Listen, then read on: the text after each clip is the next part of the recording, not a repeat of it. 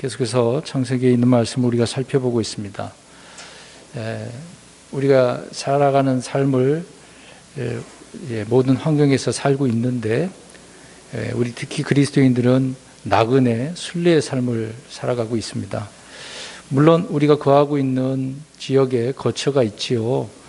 집을 소유하든지 세를 얻어 있든지 간에 우리는 어떤 도시에 거하고 있습니다. 그럼에도 불구하고 우리 그리스도인들은 하늘의 시민권이 있기 때문에 비록 대한민국에 시민권이 있다 하더라도 순례자, 나그네의 삶을 살아가는 거라고 말씀을 하고 있는 겁니다.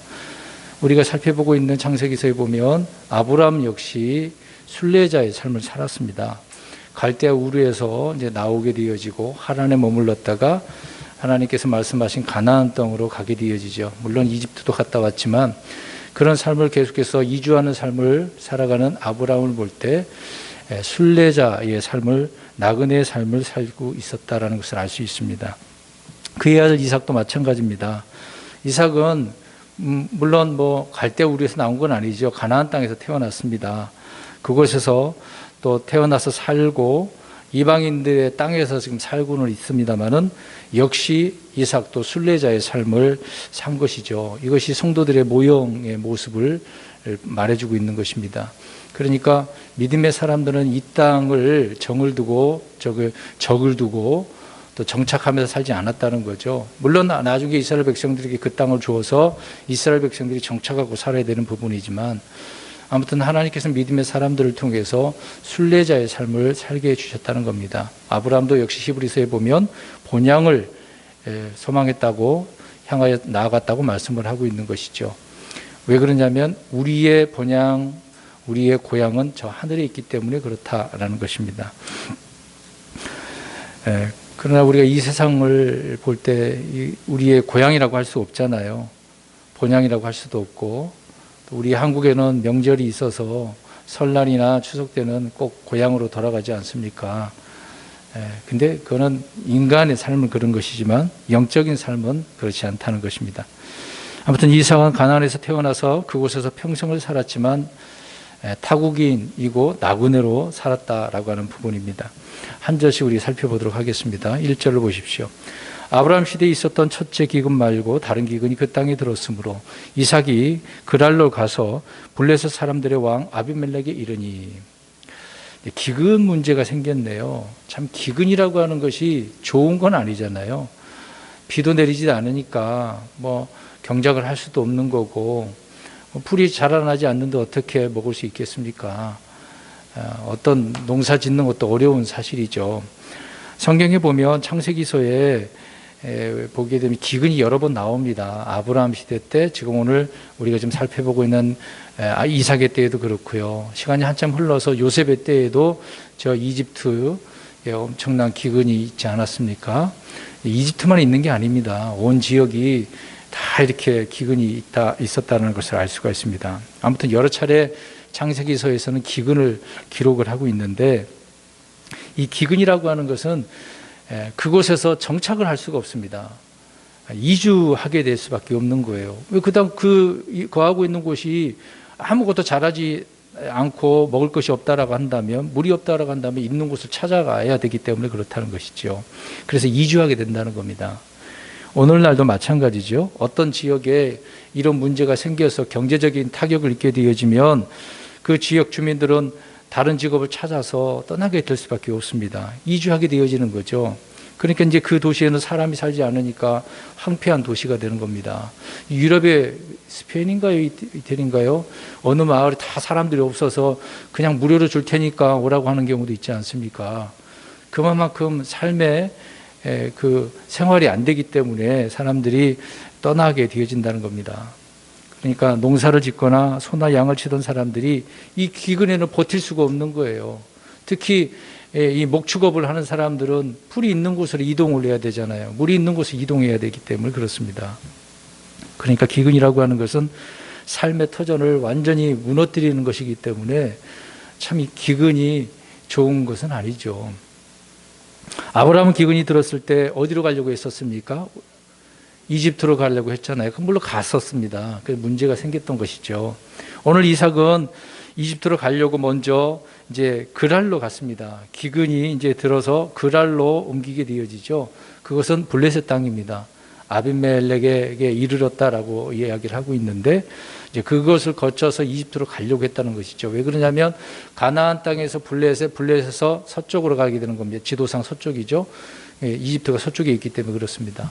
근데 이 그랄 지역은 블레셋 땅인데 원래 블레셋 땅은 그들이 없습니다. 가나안 땅에 그들이 거하고 있었습니다. 땅을 차지하고 살고 있었기 때문에 7 족속에 속하지는 않지만 이 블레셋 사람들이 살고 있었던 것이죠. 오래전서부터 그렇게 살고 있었습니다.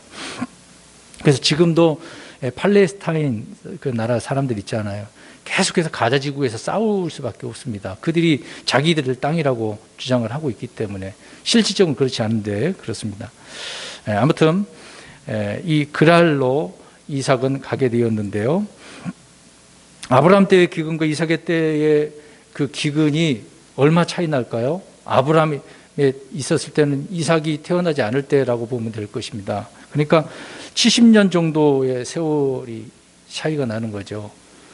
근데 왜 이런 말씀드리냐면 지금 1절 말씀해 보니까 아비멜렉이 나옵니다. 아브라함 때에도 아비멜렉이라는 단어가 나오죠. 예전에 말씀드렸던 부분인데 블레셋 왕의 호칭이 아비멜렉입니다. 이집트의 왕의 호칭이 뭐죠? 파라오인 것처럼. 또 블레셋 군대 호위대장 이름이 비골이에요. 사람 이름이 아니라 호칭이 비골입니다. 그러니까 아브라함 때 비골 아비멜렉 나오니까 오늘 이삭의 때도 비골이 또 나오거든요. 다음 주에 보면 나옵니다. 그러니까 같은 사람은 아니에요. 시간이 한참 70년 차이가 나는데 말이 안 되는 거죠. 지금 이삭은 주님의 약속의 말씀에 따라 순례하려고 하는 것이 아니라 기근 때문에 기근을 피해서 식량을 찾아서 지금 방황하고 있는 거예요. 그러니까 블레셋 쪽으로 갔는데 문제가 해결이 안 되잖아요. 그래서 이삭은 어디로 가려고 했다는 것입니까? 이집트로 가려고 했다는 거죠. 그러니까 2절에 하나님께서 말씀합니다. 2절 보십시오. 주께서 그에게 나타나 이르시되 이집트로 내려가지 말고 내가 네게 말해줄 땅에 거하라. 자, 분명히 하나님께 이렇게 말씀하셨던 것은 이삭이 어디로 가려고 했다? 이집트로 가려고 했다라고 하는 부분입니다. 그래서 나타나셔서 이집트로 가지 말라. 내가 네게 말해줄 땅으로 가라. 이 말해줄 땅은 어디입니까? 가나안 땅, 이 땅, 지금 블레셋 그 지역을 말씀을 하고 있는 것이죠. 그랄 지역을 말하고 있는 겁니다. 이삭의 아버지 아브라함은 기근이 들자 그래서 양식을 찾아서 이집트로 내려갔습니다. 거기서 아브라함은 아내 사레를 파라오에게 빼앗긴 적이 있었잖아요. 근데 이삭은 이집트로 내려가려고 했습니다만은 주님께서 말리신 그 이유를 우리가 좀 생각해 보면 좋겠습니다. 아브라함은 갔었는데 이삭은 지금 가지 말라고 말씀하고 있잖아요. 나중에 이 이집트에 대해서 하나님께서는 좋은 의미로 말씀하지 않았습니다. 이집트는 세상의 모형이기 때문에 그렇습니다. 이 세상이라고 하는 용광로가 얼마나 믿는 자를 또 하나님 백성을 핍박하고 노예 삼고 있는지를 이미 창세기서에 다 말씀을 하고 있고 그 내용을 또 시편에서도 언급한 부분이 있습니다. 용광로라고 표현하고 있는 거죠. 그러니까 이집트는 세상의 모형이다라고 하는 부분입니다. 나중에 이제 이삭의 아들 야곱 또한 이제 요셉이 먼저 가게 됐잖아요. 그때 이제 7년 부흥과 또 7년 기근이 있었지 않습니까? 근데 이 기근의 때에 지금 온 주변에서 나라 사람들이 이집트에 가서 먹을 걸 구해야 되잖아요. 역시 이 소식을 듣고 그때도 기근이 있었기 때문에 야곱이 어떻게 합니까? 이 문제를 해결하기 위해서 자기 아들들을 시켜서 이집트로 가서 양식을 구해오라고 명령을 하죠. 자녀들에게. 그러나 이 야곱은 이집트로 갔을까요? 안 갔을까요? 그때에, 기근 때에 안 갔습니다. 왜 그러냐면 아브라함, 이삭, 야곱에게 그 말씀이 전해져 있었기 때문에 가지 말라는 거죠. 하나님은 이미 이삭 때나 아브라함 때나 이삭 때에 말씀하셨던 부분이 있기 때문에 그렇습니다. 안 가려고 했던 거예요. 그러나 요셉이 이런 문제를 해결하기 위해서 온 가족들을 데려오게 될 때 그때 하나님 안 가려고 했지만 하나님께서 야곱에게 말씀하셨던 거죠. 가라, 다시 너희들 데려오겠다라고 할 때 그 약속을 받고 야곱이 고센 땅, 저 이집트로 가게 되었던 것이죠. 아무튼 이삭은 단지 기근을 피할 목적으로 이집트로 가고자 했지만 주님은 이삭을 막으시고 주께서 말씀해 주실 그 땅에 거하라고 말씀하셨습니다. 이것을 생각해 보면 주님이 주신 그 약속의 땅에 거하고 있는 것이 중요하다라는 사실을 알 수가 있습니다. 이미 가나안 땅은 하나님께서 아브라함을 통해서 이삭을 통해 오늘도 계속 말씀하고 있지만 약속으로 주신 거예요. 그들에게는 실제적으로 한 평이라도 얻어 그렇게 사는 게 아니었습니다만은 약속으로 주신 땅이란 말이죠. 그런 것처럼 약속의 땅은 그래서 이제 구약 성도들이 거해야 되고 거기에 뿌리를 내려야 되는 그런 장소였던 것이죠. 그럼 우리 신약 그리스도인들은 어디에 거해야 되겠습니까? 이런 의미의 말씀을 이제 3절부터 이제 설명을 드리려고 합니다. 우리 그리스도인들은 어디에 거해야 되는가? 먼저 이제 이스라엘 백성들, 유대인들, 또 이삭, 아브라함 그 부분을 말씀을 드리고 영적인 부분에 있어서 우리 그리스도인은 어디에 거해야 되는가를 말씀드리려고 합니다. 먼저 3절을 보십시오. 이 땅에 머무르라. 내가 너와 함께하고 내게 복을 주리라. 내가 이 모든 지역을 너와 내 씨에게 주고 내가 내 아버지 아브라함에게 맹세한 그 맹세를 이행하며. 하나님께서 이삭이 거해야 될 곳을 정해 주셨어요. 이 땅이라고 그랬으니까. 이 땅은 하나님께서 아브라함을 불러내서 인도하신 그 땅이죠. 그 씨에게 주고자 하는 영원히 거하게 한 그 땅, 가나안 땅을 말하고 있는 겁니다. 그래서 그 땅이 바로 이삭이 머물러야 할 땅이었던 것이죠. 기근이나 기타 어떤 이유로 인해서 이 땅을 떠나야 됩니까? 안 됩니까? 안 되는 거예요. 기근이라 할지라도 지금 하나님께 기근인데 가려고 했는데 못 가게 하시잖아요. 가지 말라고 하신 거죠. 만약 떠났다라고 한다면 다시 돌아와야 됩니다. 지금 이삭은 기근을 피하기 위해서 가려고 했던 부분이지만 그럼에도 하나님은 그것도 용납하지 않았다는 것이죠. 룻기 1장을 보게 되어지면 그 당시에도 또 기근이 있어가지고 이제 모압 땅으로 한 가족이 이동을 하게 되어지죠. 나오미와 엘리멜렉, 기런과 말륜이 있었죠. 그 가족이 모압 땅으로 가서 남편도 죽고 아들도 죽고 그래서 그 시어머니와 두 며느리를 또 한 며느리는 갔지만 돌아오게 되어진 내용도 있습니다. 그러니까 말씀드린 것처럼 기근의 문제는 정말 아주 중요한 부분입니다. 만약에 직장, 직업 그런 문제가 있다고 한다면 이주할 수밖에 없어요. 어려움이 이제 이런 어려움이 닿게 되어지면 어떤 행동을 할 수밖에 없습니다. 제가 이제 장로교 때 동대문에서 서울 동대문에서 이제 부교육자 생활할 때 그 교회 이제 부임해서 갔는데요.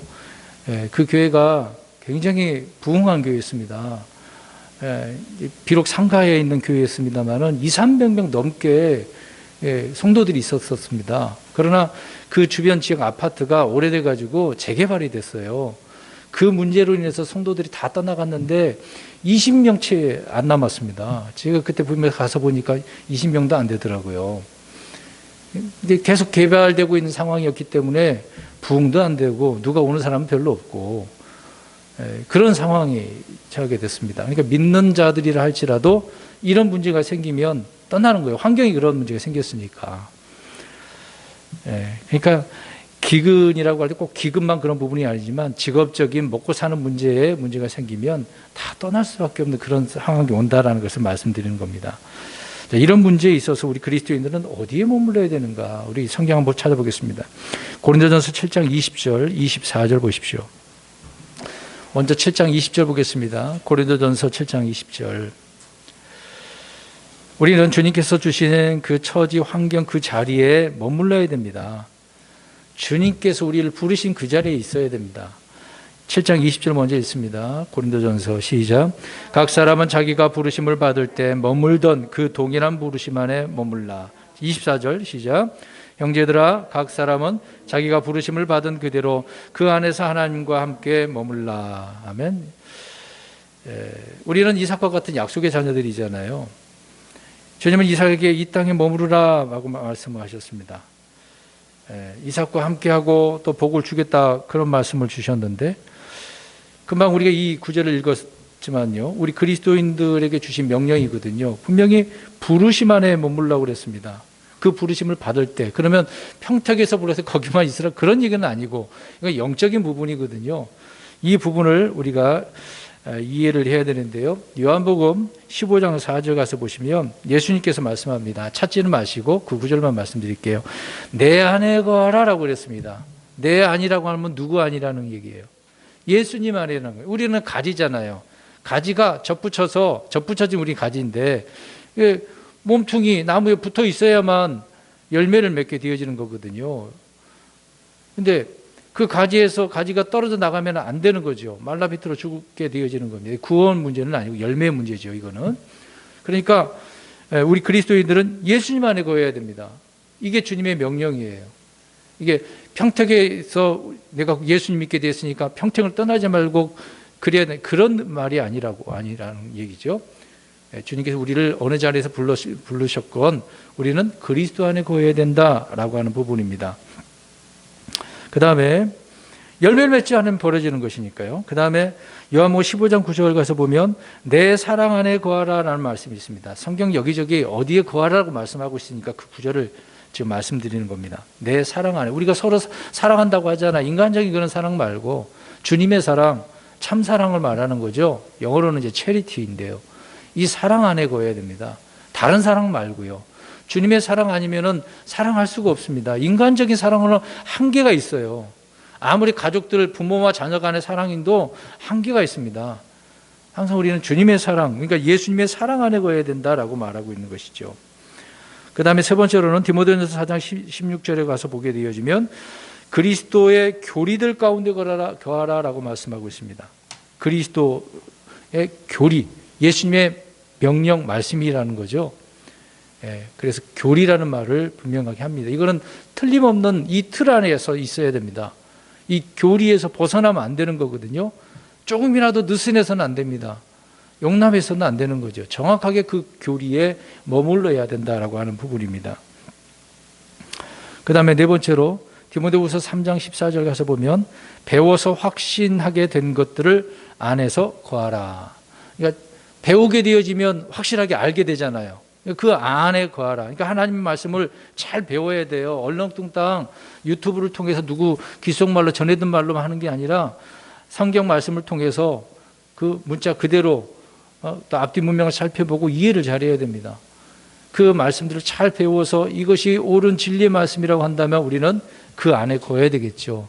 그런데 그런 말씀을 분명히 우리가 봤는데 누구의 말에 의해서 사람의 말에 의해서 그런가 하고 넘어가면 안 되죠.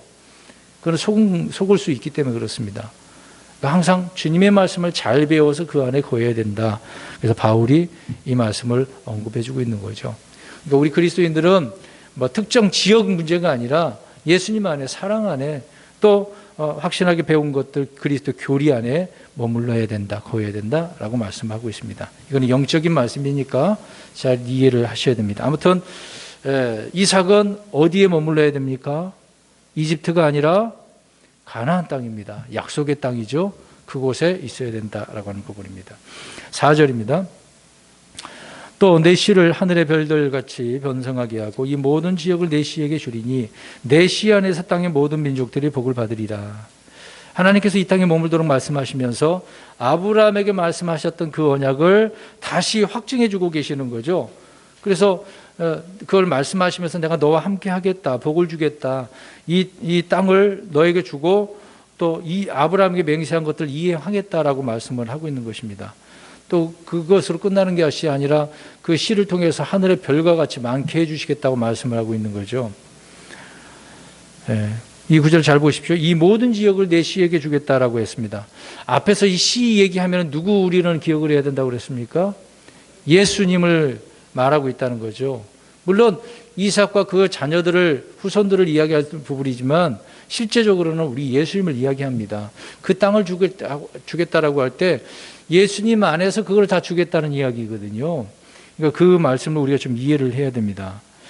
근데 분명히 이 모든 지역이라고 그랬습니다. 이 중동의 많은 민족들이 지금도 살고 있습니다만은 이 가나안 땅을 얼마나 탐내고 있는데요.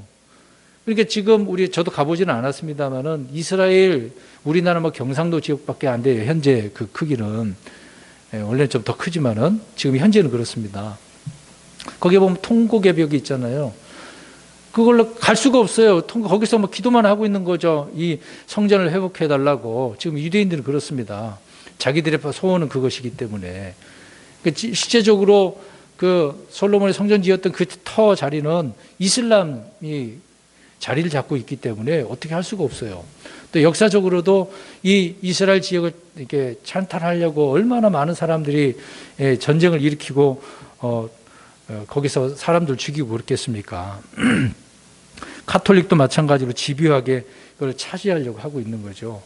그래서 거기 가보게 되어지면 카톨릭이 주관하는 땅이 있고 기독교 땅이 있고 이슬람 땅이 있고 유대 땅이 있고 그렇게 나눠져 있습니다.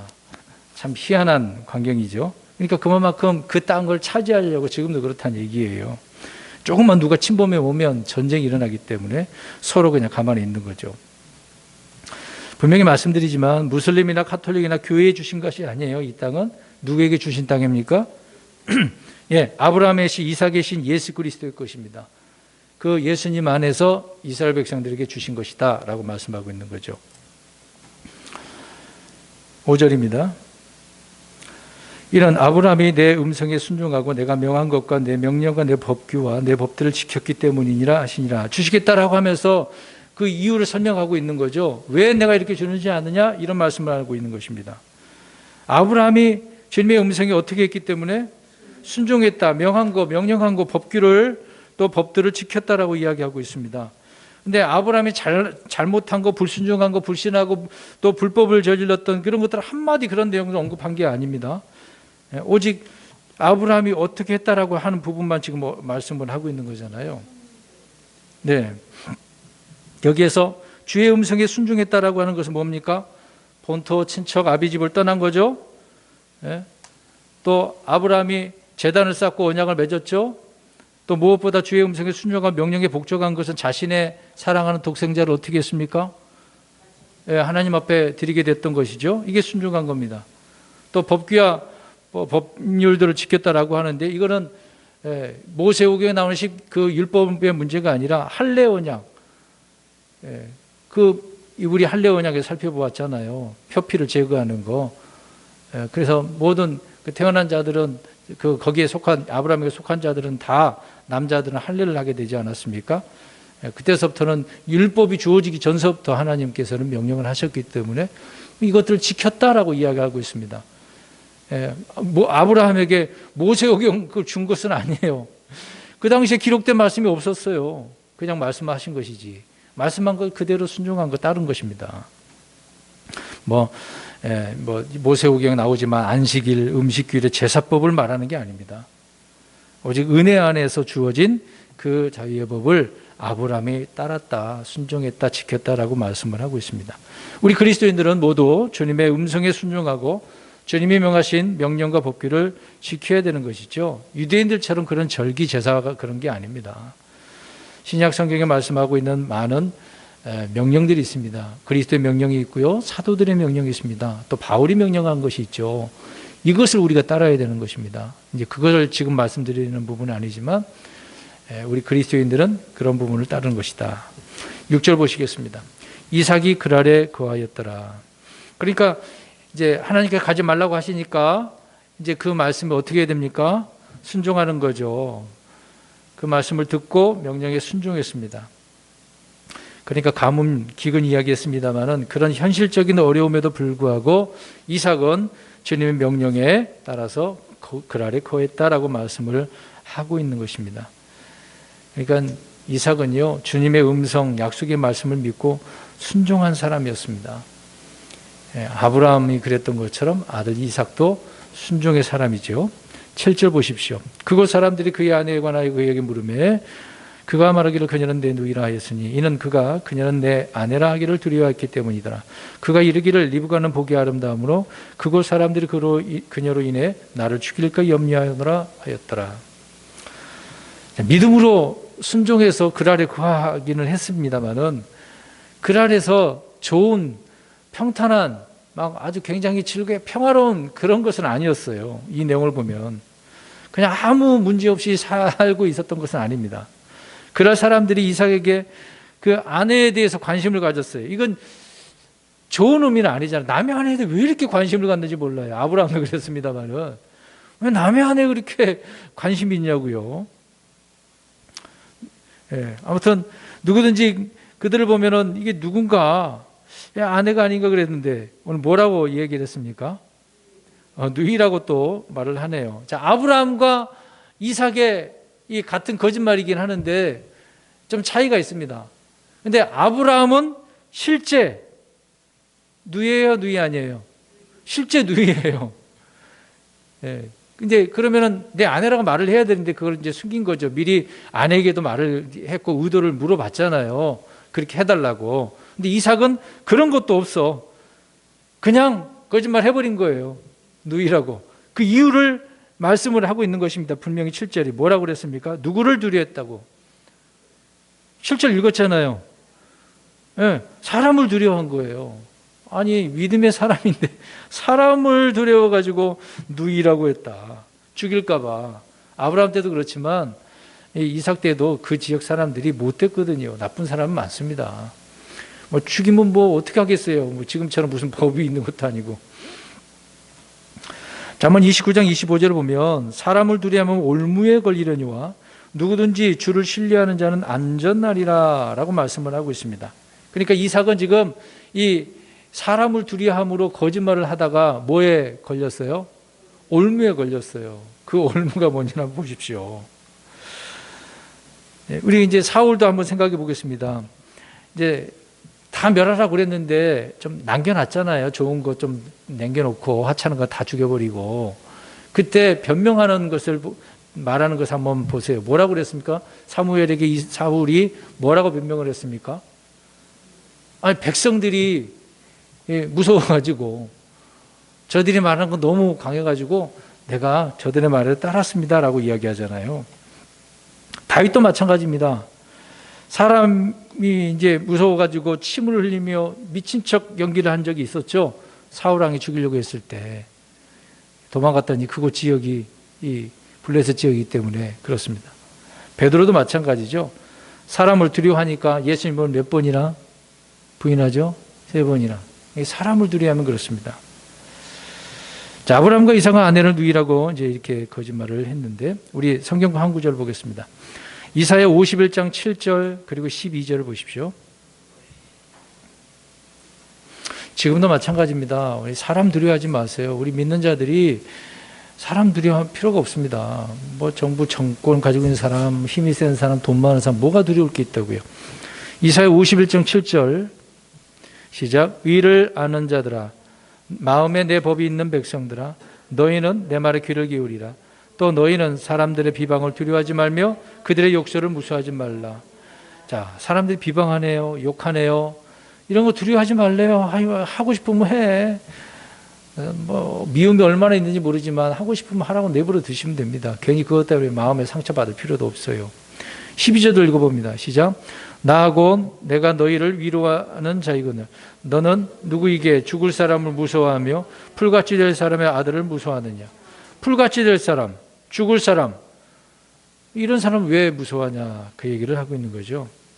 당시 남유다 백성들이 이런 상태에 있었습니다. 왕이나 백성들이나 사람을 두려워하니까 하나님을 두려워하지 않겠죠. 시편 56편 11절에 내가 하나님을 신뢰하였은즉 사람이 내게 할 수 있는 것을 내가 무서워하지 아니하리로다. 시편 기자는 무서워하지 않겠다라고 말하고 있습니다. 우리도 그래야 되는 거죠. 이삭은 주님의 말씀을 듣고 그 약속을 믿긴 했습니다마는 지금 그 땅에서 하나님께서 자신을 보호해 줄 것을 믿었어요, 안 믿었어요? 그건 안 믿었네요. 말씀에 따라 그 아래 거하라고 해서 그것을 믿고 순종을 했는데 그 지역에 있다 하더라도 하나님이 지켜주시겠다라는 것을 믿지는 않은 거죠. 왜? 금방 고백한 것처럼 누구를 두려워해서? 사람을 두려워해서. 그러니까 이제 올무에 걸리는 겁니다. 이것이 오늘날 우리 그리스도인들 신자들이 이 땅에서 겪는 삶이죠. 보십시오. 특히 우리는 킹제임스 성경을 가지고 믿음 생활하고 있습니다.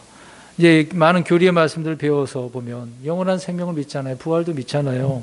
단번 속죄의 은혜 구원도 믿지 않습니까? 또 앞으로 오실 주님의 그 재림, 공중 재림도 우리 휴거도 믿지 않나요? 이런 믿음을 다 가지고 있는데 여전히 이삭처럼 이 땅에서 삶의 문제에서는 무기력해요. 특히 경제적인 이 기근의 문제에 걸리면은 진짜 다 나다빠집니다. 저 역시도 마찬가지입니다. 이건 참 어려운 부분이거든요. 정말 우리 잘 믿는다고 얼마나 잘해요. 어디 가서 막 그걸 자랑할 수도 있을 거 아닙니까? 교리 공부 제대로 하면은. 근데 이런 어려움이 오게 되면 쉽게 무너집니다. 삶의 문제는 참 무기력한 것 같아요. 예, 그것이 이제 사람을 두려워하니까 그런 문제가 생기는 겁니다. 8절 보십시오. 오늘 본문 창세기 26장 8절. 그가 거기 오래 거하였는데 블레셋 사람들의 왕 아비멜렉의 창밖으로 내다보다가 봄에 보라 이삭이 자기 아내 리브가와 즐겁게 놀므로. 일단 블레셋 땅에서 거하고 있는데 얼마나 거기에 살고 있어요? 오래, 이제 정확히 얼마인지는 모르십니다만은 오래 거했다라고 이야기를 하고 있습니다. 그러니까 뭐 한두 달이 아니라는 거죠. 몇 해 그 이상을 머물렀다는 것을 알 수 있습니다. 그런데 아비멜렉이 창밖으로 내다봤네요. 즐겁게 노는 장면을 봤습니다. 그러니까 이삭이 거한 그 장소가 아비멜렉이 쉽게 볼 수 있는 뭐 왕궁 근처나 안에 거하고 있었다는 것을 알 수 있거든요. 자, 즐겁게 놀고 있었다. 그래서 우리는 영어로 보면 플레이라고 생각하겠지만 그런 게 아니라 스포팅이라는 단어가 있습니다. 우리 스포츠 있잖아요. 스포츠가 스포팅 거기 유희 즐기다 그런 내용이거든요. 근데 원래 이제 이 내용이 그런 뜻인데 희롱하다, 뭐 운동하다 이제 그런 의미도 쓰이고 있습니다. 현재 그런 의미로 사용하고 있죠. 그런데 여기에 지금 그 올무가 다 걸려버린 거죠. 이삭의 행위는 그의 말이 거짓임을 어떻게 하고 있었어요? 행위로 보여주고 있었어요. 누이라고 그랬으면 누이답게 해야 되는데 지금 어떤 관계를 보여주는 거죠? 아내로 지금 보고 있는 거잖아요. 아비멜렉이 볼 때. 그러니까 행동이 보여준 겁니다. 말은 거짓말했으면 그걸 그대로 그 거짓말을 실행하기 위해서 숨겨야 되잖아요. 근데 행동은 안 되는 거, 속일 수가 없었어요. 그러니까 이게 어려운 겁니다. 그러니까 진실을 말을 해야지 거짓을 말하면은 계속해서 이게 지켜내기가 어려워요. 거짓에 거짓을 붙이는 거거든요. 다윗도 처음에 거짓말했다가 그다음에 무슨 일을 저질렀어요? 살인까지. 지금 큰 문제가 되는 겁니다. 그래서 금방 거짓이라는 것을 드러나게 되었던 거죠. 그것을 생각해 보면 우리의 행위도 마찬가지입니다. 이 행위라고 하는 것은 말을 입증시켜주기 때문에 그러는 거예요. 우리의 행위는 우리의 믿음을 입증시켜주는 것입니다. 그래서 이삭의 거짓말은 자신의 행위로 자기가 이렇게 드러낸 거예요. 이것을 지금 누가 본 거예요? 아비멜렉이 본 것입니다. 그래서 이제 9절 보겠습니다. 그것을 본 아비멜렉이 이제 이삭을 불러 이르되 보라 그녀는 정녕 내 아내이거늘 어째 내가 이르기를 그녀는 내 누이라 하였느냐 하니 이삭이 그에게 이르되 내가 이르기를 그녀로 인해 내가 죽을까 염려하노라 하였기 때문이라. 사람을 두려워해서 이제 죽을까 봐 그랬던 거죠. 아무튼 이 아비멜렉은 이삭을 불러가지고 신문을 하고 있는 것이죠. 참 이거 한번 생각해 보세요. 오늘날도 그리스도인들이 잘못해가지고 이방인들에게 불신자들에게 불려가가지고 이렇게 죄를 신문당하는 거, 책망받는 그런 신자들의 모습 참 얼마나 부끄럽습니까?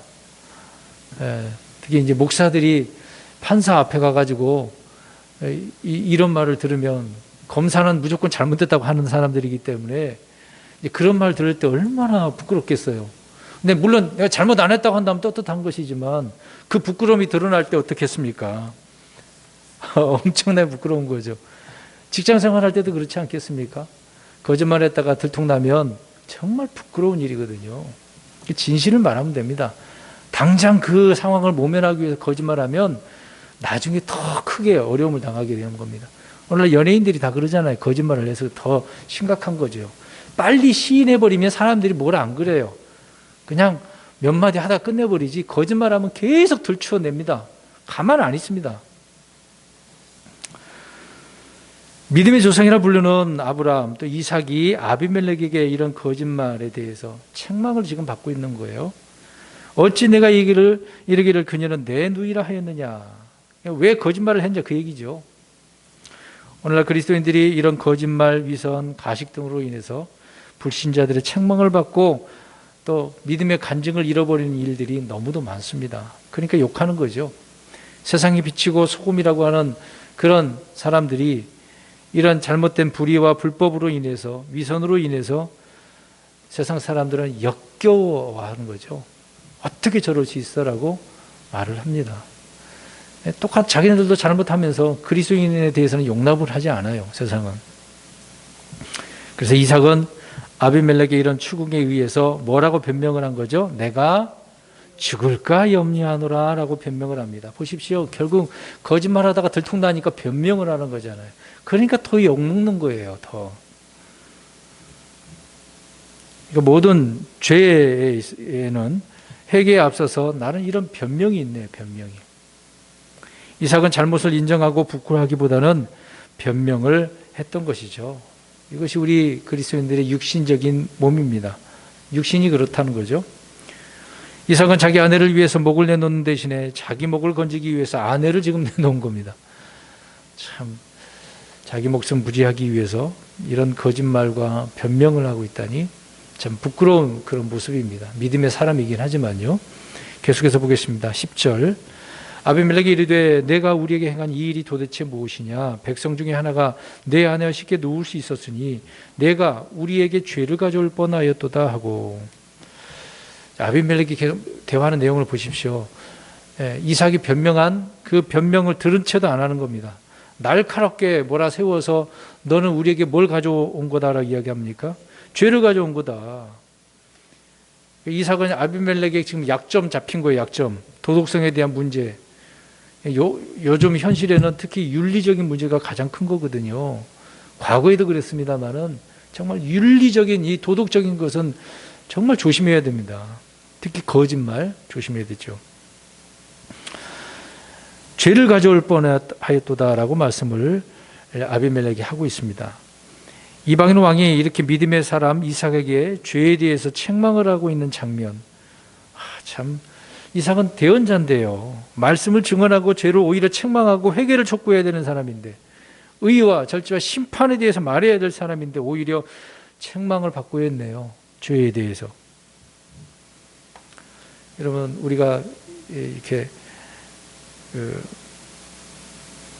불신자들에 의해서 비난받는 일이 있다라고 한다는 건 정말 부끄러운 일입니다. 계속해서 보겠습니다. 11절. 아비멜렉이 자기의 온 백성에게 명하여 이르되 이 사람이나 그의 아내를 건드리는 자는 반드시 죽임을 당하리라 하였더라. 아비멜렉은 즉시 추방하는 대신에 백성에게 이삭의 아내를 건드리지 못하도록 명령을 내렸습니다. 거짓말을 비록 했습니다마는 진실을 알고 나서 이삭과 그의 아내를 보호해 주고 있네요. 그나마 또 얼마나 다행입니까? 책망을 했는데도 불구하고 진실을 알았으니까 아비멜렉은 좀 그나마 좀 선한 부분이 있나 봐요.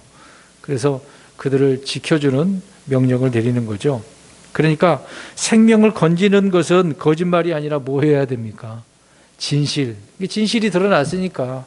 그러면 이 진실이 드러났으면 그거에 대한 뭐 해답을 해줘야 되는 거 아니겠습니까? 그러니까 이 진실이라고 하는 그 사실이라고 하는 것이 얼마나 중요한가를 우리는 이 내용을 통해서 알 수 있는 것입니다. 그래서 이삭은 이 사실들을 잊지 말아야 되겠죠. 우리 그리스도인들도 그렇고 항상 진실말을 말하십시오. 가족끼리도 그래요. 둘러대기 위해서 거짓말하고 그러면 안 됩니다. 그냥 실제적인 사실을 이야기하면 그때만 좀 그렇지만은 금방 넘어가는 일이잖아요.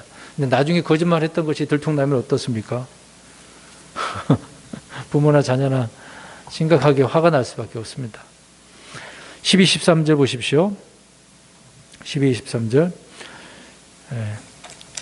그때 이삭이 그 땅에서 씨를 뿌려 바로 그 해에 100배를 받았고 주께서 복을 주심으로 이 사람이 크게 되고 앞으로 나아가 성장하여 마침내 심히 큰 자가 되었으니.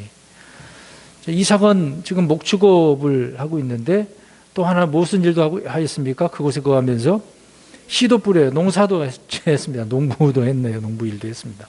근데 씨를 뿌렸는데 얼마나요? 100배나. 어마어마하네요. 100배나. 뭐 10배도 아니고 100배나. 예.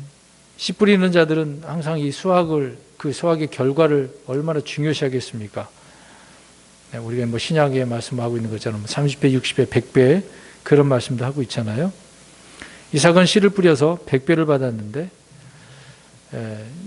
자신은 물론이거니와 그 지역 사람들이 놀랄 수밖에 없습니다. 자기들은 그렇게 100배도 안 되는데 이삭은 100배니까 엄청난 심히 큰 부자가 되었다고 이야기하고 있는 거죠. 그 이유는 뭡니까? 주께서 어떻게 하셨기 때문에, 복을 주셨기 때문에, 그래서 큰 자가 되고 부와 권세와 명성을 얻게 되어진 거죠. 그러니까 하나님께서 복을 주시면 그렇게 되는 겁니다. 그런데 이것을 우리가 이해를 해야 됩니다. 신약 성도가 이 말씀을 그대로 적용하면 안 돼요. 구약 성도들에게 주어진 복은 무병장수입니다. 쉽게 얘기해서 부, 권세, 명예, 원수들을 이기는 거, 그리고 번성하는 거, 다산하는 거, 이게 구약적인 복이라고 말씀드렸습니다. 여러 번 말씀드렸습니다.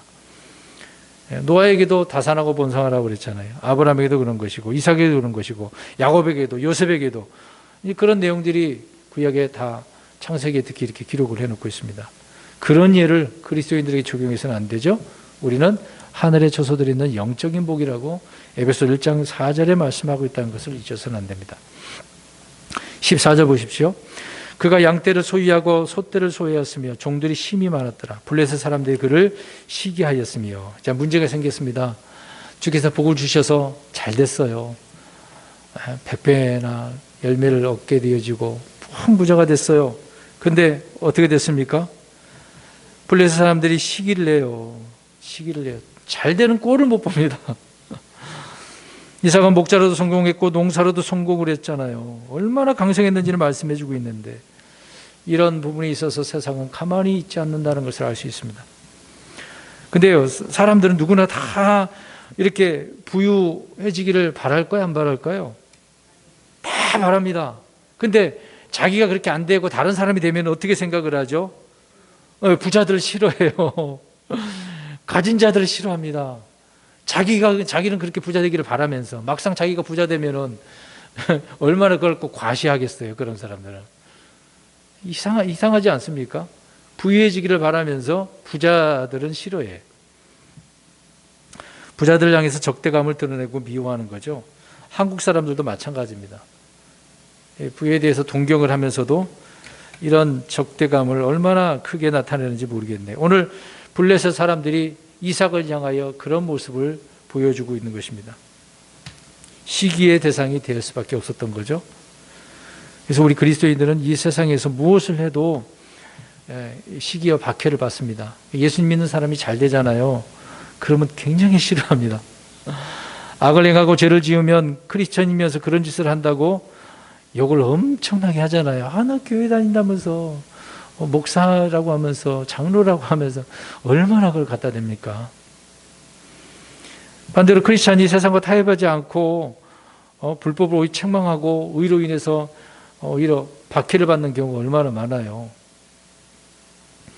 또 금방 말씀드린 것처럼 그리스도인들이 부자가 되면 예수님과 사도들은 가난했는데 무소유로 살았는데 부자가 되었다고 이게 사람들이 또 욕을 하잖아요. 희한하지 않습니까? 이것은 우리 그리스도인들이 안고 가야 될 짐입니다. 오늘 이 부분도 이삭은 어떻습니까? 그들이 지금 시기를 하고 있습니다. 어떻게 하나요? 같이 막 삿대질하면서 무슨 말대꾸 하면서 다투나요? 그러지 않아요. 오늘 그 내용들은 다음 주에 더 자세히 살펴볼 겁니다. 그래서 15절에 이렇게 말씀하고 있죠. 그의 아버지 아람 시대에 그의 아버지 종들이 판 모든 우물을 블레셋 사람들이 막고 흙으로 메웠더라. 시기하니까 기분 나빠갖고 아브라함이 팠던 모든 우물을 어떻게 해버렸어요? 막아버렸어요. 그러니까 잘 되는 꼴은 못 보는 거죠. 이렇게 이 우물을 막았다라고 할 때 그 당시는 어떻게 하자는 얘기예요. 너랑 나랑 전쟁하자, 싸우자, 그 얘기입니다. 참 세상은 악해요. 이렇습니다. 블레셋 사람들은 이삭이 그 땅에서 살지 못하도록 필사적으로 이런 행동을 취합니다. 참 양과 소들이 먹어야 될 물도 못 먹게 했으니 죽으라는 이야기잖아요. 너 같은 건 이곳에 살 필요가 없어. 너는 외인이 아니야? 나그네 아니야? 왜 우리 땅에 들어와서 이렇게 살고 있는 거야? 실제적으로 하나님께 주신 땅인데, 이삭에게 주신 땅인데 그들이 들어와서 살면서 그러는 거죠. 그러니까 이삭은 주님을 통해서 복을 받았지만 세상의 박해를 동시에 받았습니다. 이 잊지 마셔야 돼요. 그리스도인들 다 잘 되기를 바라고 기도하지 않겠습니까? 그럼 뭔가 부자가 됐어요. 아무튼 그 예를 들어서. 그러면 어떻게 합니까? 부자가 된 것으로 끝나는 건 아니잖아요. 그러면 박해도 있다는 것을 생각을 해야 됩니다. 동시에 있다고 기억을 하고 있어야 되겠죠. 그러니까 오늘날 성도들이 이런 일들을 겪게 되어진다는 것을 잊지 말아야 되는 것이죠. 고난과 시련이 없는 삶은 없어요. 그래서 이럴 때 선으로 무엇을 이겨야 됩니까? 악을 이겨야 돼요.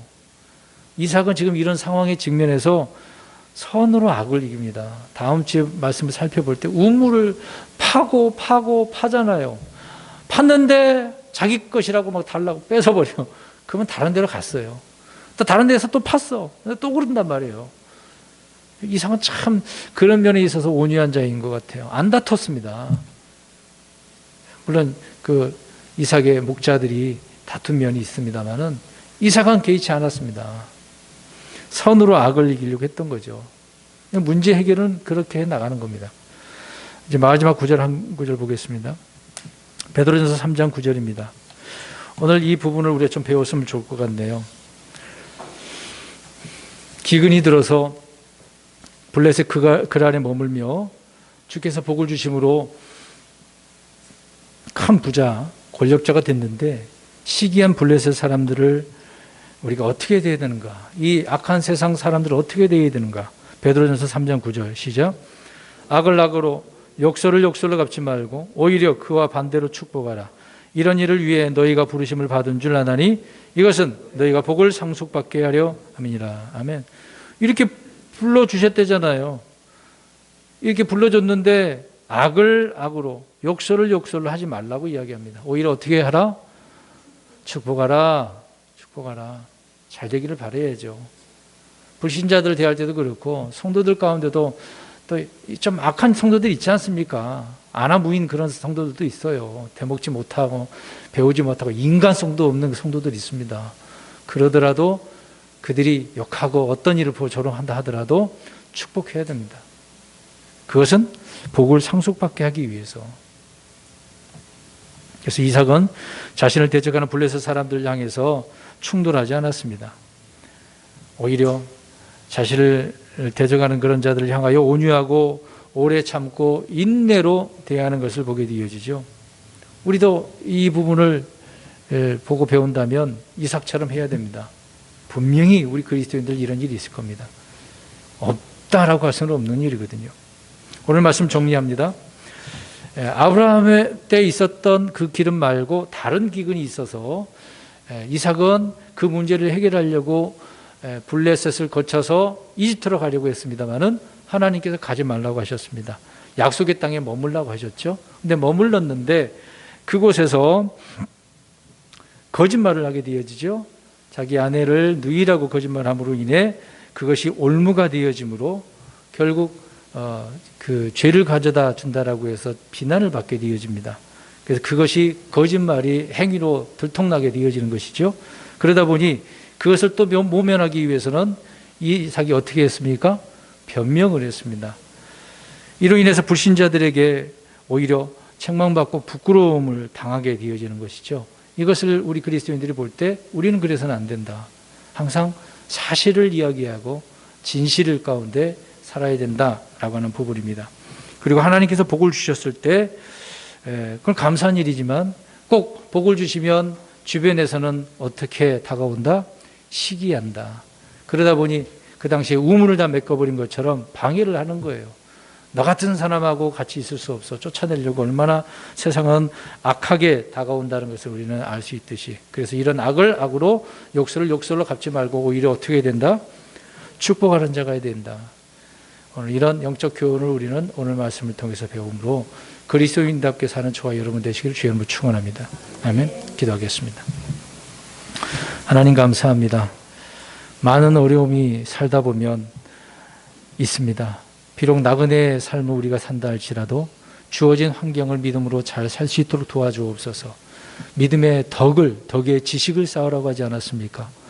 우리에게 진리의 말씀을 주셨사오니 이 말씀을 통해 나 자신을 바로 세워 덕을 이루고 많은 사람들에게 빛과 소금이 되는 믿음의 사람들로 드러나게 도와주옵소서.